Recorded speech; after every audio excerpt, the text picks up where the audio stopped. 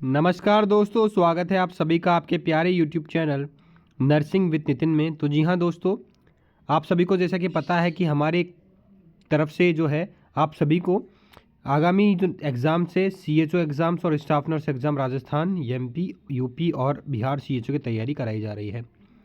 हमने community health nursing subject को पूरा कर लिया था। अब मैं जो आपको पढ़ाने वाला हूँ वो एनाटॉमी फिजियोलॉजी से रिलेटेड बहुत ही इंपॉर्टेंट प्रश्न है जो कि एग्ज़ाम में पूछे जाते हैं, उसके बारे में जानकारी देने वाला हूँ। आज हम बात करेंगे पैराथायरॉयड ग्लैंड के बारे में। पैराथायरॉयड ग्लैंड जो होती है वो कहाँ पर लोकेटेड होती है? तो पैराथायरॉयड ग्लैंड जो होती है वो थायरॉयड ग्लैंड के पोस्टीरियर सरफेस पर प्रेजेंट होती है। ठीक है, next question. The thymus gland is large in infant. Thymus gland जो होती है वो इन्फेंट्स में लार्ज होती है और चिल्ड्रन में लार्ज होती है। और थाइमस ग्लैंड जो है जैसे जैसे मानव शरीर बढ़ता है उम्र के साथ में, तो 7 साल की एज पर जो है थाइमस ग्लैंड जो है विलुप्त हो जाती है, श्रिंक हो जाती है साइज में। बात करते हैं पोस्टीरियर पिट्यूटरी की। तो पोस्टीरियर पिट्यूटरी ग्लैंड जो है वो 2 हार्मोन का सिक्रेशन करती है। सबसे पहला हार्मोन होता है एंटी डायरेटिक हार्मोन, दूसरा हार्मोन होता है oxytocin hormone. Anti diuretic hormone को एडीएच और वैसोप्रेसिन भी कहा जाता है और ऑक्सीटोसिन हार्मोन को लव हार्मोन, बॉन्डिंग हार्मोन और कॉन्ट्रैक्टाइल हार्मोन के नाम से भी जाना जाता है। अब बात करते हैं hormone produce by secrete by pineal gland. Pineal gland के द्वारा जो हार्मोन सिक्रेशन होता है उसको मेलेटोनिन कहा जाता है, जो कि एंटीरियर पिट्यूटरी के द्वारा सीक्रेट होता है। स्वान सेल्स जो होती है और माइलिन शीट जो होती है वो नर्व फाइबर के अराउंड में मौजूद होती है और ये कहाँ पर पाई जाती है? पेरिफेरल नर्वस सिस्टम के अंदर पाई जाती है। बात करते हैं मिड ब्रेन। जो ब्रेन स्टेम जो होता है उसके अंदर कौन कौन से प्रोड्यूस रहते हैं ऑर्गन? एक तो मिड ब्रेन प्रोड्यूस होता है, पोन्स रहता है, मेडुला ओब्लागेटा होता है। मिड ब्रेन, पोन्स, मेडुला ओब्लागेटा ये जो होते हैं पार्ट्स होते हैं ब्रेन स्टेम के। अब बात करते हैं रूमेटॉइड अर्थराइटिस की।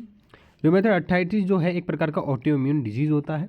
ठीक है, अब बात करते हैं टीनोरैफी। टीनोरैफी जो है वो अगर आप टेंडेंस जो होते हैं, ठीक है, उसकी जो सूचरिंग करते हैं उसको प्रोसीजर को, उस सर्जरी को टीनोरैफी कहा जाता है। चलिए दोस्तों, बात करते हैं अबगार स्कोर के बारे में। अबगार स्कोर जो होता है वो नियोनेटल के वाइटल फंक्शंस को असेस करने के लिए इस्तेमाल में किया जाता है। ये स्कोरिंग जो होती है ये 1 मिनट पे और 5 मिनट आफ्टर डिलीवरी आपको ले लेना है। जन्म के 1 मिनट के भीतर और 5 मिनट के अंदर अंदर आपको अबगार स्कोर चेक कर लेना है। अब बात कर लेते हैं इसके स्कोर जो होते हैं वो बेस्ड होते हैं आपके बच्चे के रेस्पायरेटरी एफर्ट पे, हार्ट रेट पे, मसल टोन पर, रिफ्लेक्स इरिटेबिलिटी और कलर पर ये क्या होता है स्कोरिंग डिपेंड रहता है। अब बात कर लेते हैं बच्चे का जो वजन है वो 6 महीने पर तो डबल हो जाता है और फर्स्ट ईयर 1 साल पर क्या हो जाता है? ट्रिपल हो जाता है, 3 गुना हो जाता है। अब बात करते हैं बच्चे के जो मस्तिष्क के ऊपर, ठीक है, एंटीरियर फोंटानेल होता है आगे की तरफ और पोस्टीरियर फोंटानेल होता है पीछे की तरफ। ठीक है, एंटीरियर फोंटानेल जो होता है वो डायमंड शेप का होता है। ठीक है, ये आपको पता होना चाहिए। और ट्रायंगुलर शेप का होता है पीछे वाला फोंटानेल, यानी कि पोस्टीरियर फोंटानेल। तो डायमंड शेप का एंटीरियर फोंटानेल होता है वो 12 से 18 मंथ के भीतर जो है क्या हो जाता है? क्लोज हो जाता है। और ट्रायंगुलर पोस्टीरियर जो पोस्टीरियर फोंटानेल होता है वो बच्चे पे 2 मंथ का जब बच्चा हो जाता है तो क्लोज हो जाता है। अब बात कर लेते हैं न्यूनेटल जॉन्डिस की। न्यूनेटल जॉन्डिस जो होता है पहले 24 घंटे के अगर भीतर हो रहा है तो उसको पैथोलॉजिकल जॉन्डिस बोलते हैं। अगर बच्चे के जन्म के 24 घंटे बाद में अगर जॉन्डिस हो रहा है तो उसको फिजियोलॉजिकल जॉन्डिस बोला जाता है। अब बात कर लेते हैं न्यूनेटल पीरियड जो है वो बर्थ से लेकर 28 दिन के भीतर होता है। यानी न्यूनेट कब कहा जाएगा? जब बच्चा जन्म से लेकर 28 दिन का होता है, वो बीच के समय को न्यूनेटल पीरियड कहा जाता है। अर्ली न्यूनेट की बात की जाए तो 1 से 7 वीक और लेट न्यूनेट की बात की जाए तो 7 से लेकर 28 दिन तक जो होता है वो लेट न्यूनेट कहा जाता है। अब बात करते हैं विटामिन के की। विटामिन के जो होता है वो न्यूनेट के अंदर एडमिनिस्टर किया जाता है आईएम के माध्यम से। जब बच्चा जन्म लेता है तो उसके जो इंटेस्टाइन के अंदर नॉर्मल फ्लोरा जो है वो नहीं पाए जाते, जिसकी वजह से ब्लीडिंग हो सकती है। तो एंटी हेमरेजिक ये क्या करता है? हेमरेजिक डिसऑर्डर्स जो होते हैं उनको प्रिवेंट करता है विटामिन के, इसलिए बाहर से विटामिन के एडमिनिस्टर किया जाता है बच्चों के अंदर। अब बात करते हैं बीएमआई क्लासिफिकेशन की। बीएमआई क्लासिफिकेशन बात कर लेते हैं कि ये ना लोअर देन 18.5 जो होता है वो अंडरवेट कहलाता है। जब बच्चे का जो बीएमआई है या फिर बात करें हम एडल्ट की ही बात कर लेते हैं। अगर जो है बेसल मेटाबॉलिक रेट जो है, BMI जो है, इंडेक्स जो है, अगर 18.5 से कम रहता है तो ऐसे व्यक्ति अंडरवेट की कैटेगरी में आते हैं। 18.5 से लेकर 25 तक जो है ऑप्टिमल माना जाता है कि नॉर्मल माना जाता है। 25 से लेकर 30 तक जो है ओवरवेट माना जाता है, और 30 के बाद आपका BMI है 30 के पार तो उसको ओबेस की कैटेगरी में रखते हैं। फिर बात करते हैं दोस्तों, तो फेशियल नर्व जो होती है वो 7th क्रेनियल नर्व होती है, जो कि anterior part of the tongue पर पाई जाती है। थ्रोम्बोसाइटिस एक प्रकार का डिसऑर्डर होता है जो कि बॉडी प्रोड्यूस करती है थ्रोम्बोसाइट्स, जो कि इंपॉर्टेंट रोल प्ले करती है किसके अंदर, ब्लड की क्लोटिंग के अंदर। अब बात कर लेते हैं passive range of motion exercise जो होती है वो जॉइंट की मोबिलिटी को मेंटेन करने में असरकारक होती है। रजिस्टिव एक्सरसाइजेज जो होती है वो मसल मास को बढ़ाती है। इंपॉर्टेंट एक और प्रश्न है कि कोल्ड पैक्स को अप्लाई किया जाता है 20 से 48 घंटे के अंदर भीतर इंजरी के, और उसके बाद में जो है हीट को अप्लाइड किया जाता है। और ध्यान है दोस्तों, जब आप कोल्ड एप्लीकेशन दे रहे हैं तो पैक को 20 मिनट से ज़्यादा आपको नहीं रखना है, ठीक है, ये इंपॉर्टेंट चीज़ होती है। अब बात कर लेते हैं इकोलेलिया क्या होता है। इकोलेलिया एक प्रकार का एक ऐसी कंडीशन होती है जिसमें जो व्यक्ति होता है वो एक ही चीज़ को बार बार रिपीट करता है, पैरट लाइक, तोते की तरह, तो उसको कहा जाता है इकोलेलिया। अब बात करते हैं लिथियम ड्रग की। लिथियम जो होता है उसका लेवल जो है 2.0 मिलीकुलेंट पर लीटर से ज़्यादा नहीं होना चाहिए, नहीं तो बॉडी के अंदर टॉक्सिक इफेक्ट देखने को मिलते हैं। एक और इम्पॉर्टेंट दवा डाइसल्फाम। डाइसल्फाम जो होती है वो एंटाब्यूस ड्रग होती है, जो कि ऐसे पेशेंट को दी जाती है जिनमें बहुत ज़्यादा शराब पीने की आदत है, और वो शराब छुड़ाने के लिए दवा दी जाती है, एवर्जन थेरेपी में इस्तेमाल होती है ताकि एल्कोहलिज्म को ट्रीट किया जा सके। फिर हम बात करते हैं कॉन्फोबुलेशन की। कॉन्फोबुलेशन तो क्या होता है, इसका मतलब ये होता है कि अगर कोई व्यक्ति अपने मेमोरी को के बीच में जो गैप है उसको पूरा करने के लिए फैंटेसी का यूज करता है, उसको कहा जाता है कॉन्फोबुलेशन। एक और इम्पॉर्टेंट टर्म, आफ्टर डिलीवरी जो है नर्सिंग एक्शन क्या होना चाहिए। सबसे पहले डिलीवरी के बच्चे की जब डिलीवरी हो जाती है तो उसके बाद में सबसे इंपॉर्टेंट काम होता है कि उसका एयरवे को मेंटेन करना। इंपॉर्टेंट प्रश्न एक और, स्पर्मेटोजोआ जो होता है वो वेजाइना का रिमेन रहता है 72 घंटे बाद में सेक्सुअल इंटरकोर्स के।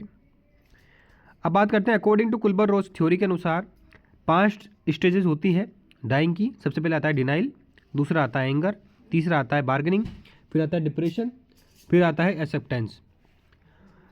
फिर हम बात करते हैं न्यूट्रोफिल्स, बेसोफिल और इओसिनोफिल जो होती है वो कैटेगराइज की गई है एक तरीके से ग्लूकोनेलाइड्स के। फिर बात करते हैं लिम्फोसाइट्स की। लिम्फोसाइट्स और मोनोसाइट्स जो होते हैं वो क्या होते हैं दोस्तों, एक ग्रैनुलोसाइट्स होते हैं। इंपॉर्टेंट प्रश्न अब दूसरा कि हीमेटोक्रोमेटोसिस एक प्रकार का एबनॉर्मली हाई एब्जॉर्प्शन होता है आयरन का बाय द इंटेस्टाइनल ट्रैक्ट, मतलब कि आयरन का सबसे ज़्यादा इंटेस्टाइनल ट्रैक्ट के अंदर क्या होता है, एब्जॉर्प्शन होता है। अब बात करते हैं पर्टिकुलरली बात की जाए तो liver, skin, pancreas, heart, joints, testis, इसके अंदर भी इसका क्या होता है, स्टोरेज होता है। लेकिन आयरन का एब्जॉर्प्शन सबसे ज़्यादा कहाँ पे होता है, इंटेस्टाइनल ट्रैक्ट में होता है। अब बात करते हैं मिडिल ईयर जो होती है वो 3 प्रकार की बोन पाई जाती है मिडिल ईयर में। एक होती है मेलस, इनकस और स्टेपिस, जिसमें स्टेपिस जो होती है वो मानव शरीर की सबसे छोटी हड्डी होती है। अब बात करते हैं ए बोनी लेबरिंथ, मेम्ब्रेनस लेबरिंथ और कोक्लिया और ओवल विंडो जो होती है, राउंड विंडो जो होती है और वेस्टिब्यूल जो होती है, ये सब पार्ट होते हैं इनर ईयर के। इनर ईयर के पार्ट की बात की जाए तो लेबरिंथ, बोनी लेबरिंथ होती है, मेम्ब्रेनस लेबरिंथ होती है, cochlea, Oval window, round window और वेस्टिब्यूल जो होते हैं ये इनर ईयर के पार्ट होते हैं। फिर हम बात करते हैं implantation of the uterus occur 6 to 10 days after the ovum fertilization. Implantation कब होता है दोस्तों, जब ओवम पूरी तरह से फर्टिलाइज हो जाता है उसके 6 से 10 दिन के बाद में जो है आपका इम्प्लांटेशन होता है, फर्टिलाइजेशन होता है के बाद में। फर्टिलाइजेशन के बाद में 6 से 10 दिन के भीतर जो है इम्प्लांटेशन हो जाता है यूट्रस के अंदर ओवम का। अब बात कर लेते हैं एडिमा को प्रिवेंट करने के लिए, सूजन को प्रिवेंट करने के लिए आपको कोल्ड एप्लीकेशन देना होता है पहले 24 घंटे के भीतर उस एरिया पर। अब बात कर लेते हैं refer pain is a pain that felt as a site other than its origin. Referred pain क्या होता है दोस्तों, रेफर्ड पेन एक प्रकार का ऐसा पेन होता है जो कि उसकी ओरिजिन की साइड पे ना हो करके शरीर के दूसरी साइड पे होने लग जाए, वो होता है रेफर्ड पेन। अब बात कर लेते हैं इंट्राथीकल इंजेक्शन जो है वो कहाँ पर लगाया जाता है, तो ध्यान दीजिए दोस्तों, इंट्राथीकल इंजेक्शन ऐसे इंजेक्शन होते हैं जो कि स्पाइनल कैविटी के अंदर लगाए जाते हैं, स्पाइन के अंदर लगाए जाते हैं, वहाँ से ड्रग आपको दी जाती है। अब बात कर लेते हैं दोस्तों, ड्यूरोमीटर जो होता है वो आउटर मोस्ट लेयर होती है मेनिंजेस की। मेनिंजेस की देखी जाए तो 3 लेयर होती है, एक होती है ड्यूरोमीटर, एक होती है एरोक्टोमीटर, एक होती है पायामीटर। जिसमें एरोक्टोमीटर जो होती है वो मिडिल लेयर होती है, और ड्यूरोमीटर जो होती है आउटर मोस्ट होती है, इनर मोस्ट लेयर जो होती है वो आपकी होती है पायामीटर, जो कि फोल्ड्स के अंदर प्रेजेंट रहती है, ब्रेन को कवर करती है। फिर बात कर लेते हैं कॉर्पस ल्यूटियम की। कॉर्पस ल्यूटियम जो होता है वो लार्ज क्वांटिटीज में प्रोजेस्टेरोन को सिक्रेशन करता है। फिर बात करते हैं एस्ट्रोसाइट्स। एस्ट्रोसाइट्स क्या होती है, एस्ट्रोसाइट सेल्स जो होती है, एस्ट्रोसाइट जो होती है वो मेजर सपोर्टिंग टिश्यूज होती है जो कि CNS के अंदर पाई जाती है, और वो ब्लड ब्रेन बैरियर को कंट्रीब्यूट करती है। फिर बात करते हैं थर्मो रिसेप्टर्स की। थर्मो रिसेप्टर जो होते हैं टेम्परेचर चेंजेस के अंदर मदद करते हैं, रेस्पॉन्ड करते हैं। फिर हम बात कर लेते हैं नॉन रिसेप्टर जो है, nociceptor respond to stimuli that result in the sensation of pain.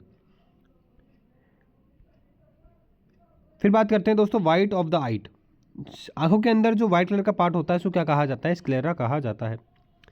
फिर हम बात कर लेते हैं कार्पन टनल सिंड्रोम की। कार्पन टनल सिंड्रोम कब देखने को मिलता है दोस्तों, जब आपके मीडियन नर्व जो होती है हाथ की, उसकी इंजरी हो जाती है ना, तब कार्पन टनल सिंड्रोम देखने को मिलता है। अब बात करते हैं रिनी टेस्ट की। रिनी टेस्ट जो होता है वो यूज किया जाता है ताकि आप पता लगा सके कि आपकी ear conduction with bone conduction test के लिए आप रिनी टेस्ट करते हैं ईयर के लिए। सेनल टेस्ट का इस्तेमाल कब किया जाता है, सेनल टेस्ट का इस्तेमाल किया जाता है विजुअल एक्विटी को टेस्ट करने के लिए। टॉय डांसर मसल जो कौन सी होती है, तो गैस्ट्रोनिमस मसल जो होती है वो टॉय डांसर मसल्स होती है, टो डांसर मसल्स। अब बात करते हैं सार्टोरियस मसल की। Sartorius is the longest muscle of the human body. Human body की लॉन्गेस्ट मसल कौन सी होती है, सार्टोरियस मसल होती है। अब बात कर लेते हैं parasympathetic fibres called cholinergic fibres release एसिटाकोलिन।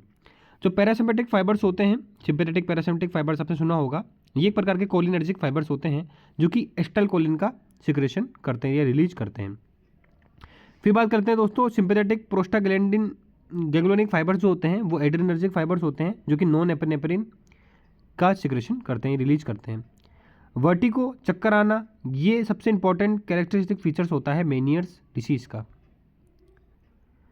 अब बात कर लेते हैं दोस्तों हाइपरपनिया की। हाइपरपनिया क्या होता है, करेक्ट किया जाता है किसके द्वारा, कॉन्वेक्स लेंस के द्वारा। ये एक प्रकार की आई की डिफिकल्टी होती है, कंडीशन होती है।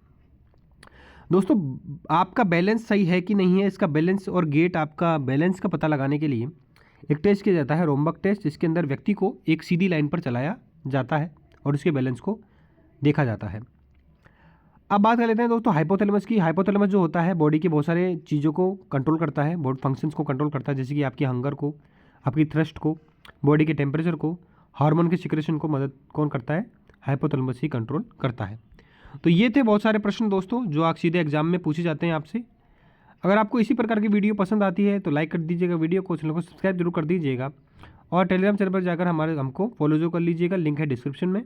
इस प्रकार की क्लासेस जो है आपको लगातार देखने को मिल जाएगी, इसलिए आप चैनल को सब्सक्राइब जरूर करें, वीडियो को लाइक जरूर करें, अब दोस्तों के साथ शेयर जरूर करें। जय हिंद, जय भारत।